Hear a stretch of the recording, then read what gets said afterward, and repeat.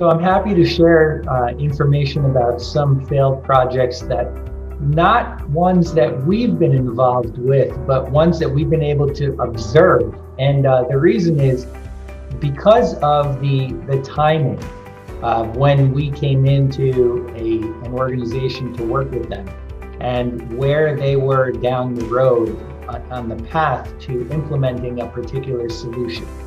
And so we were able to see firsthand in two instances, and I'll share one with you where there was an organization that was looking for an enterprise reporting product, an ERP. And basically they were not even interested in looking at off the shelf. They didn't talk to us about what's out there.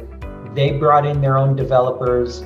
They thought they had all of the information about what they needed to do.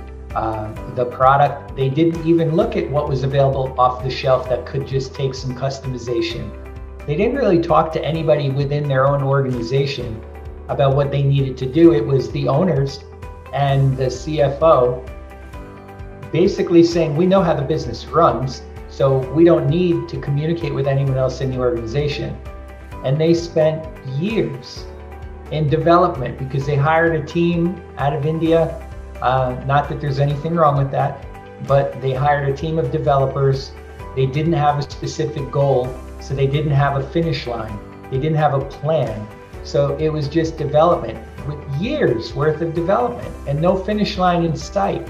And then when they finally went ahead and implemented the tool that they developed, the people in the other departments were taken back and saying, well, this isn't how we work. So all that money essentially was wasted, all that time. They had to scrap, they had to go back to the developers, and developers said, well, this was what you asked us to build. So the developers didn't have any mistakes. It was what they were told to do, but there was no clear plan.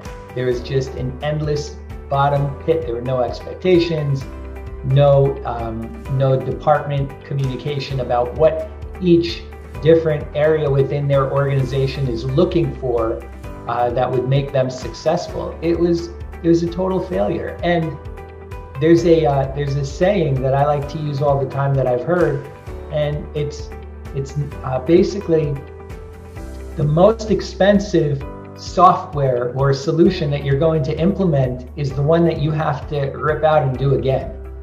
So when people look at pricing for a solution, it's not necessarily going to cancel or make that not valid. What's even worse is having the wrong solution and not having a plan to implement it properly. That, I think, is where failure is going to be shown so many times.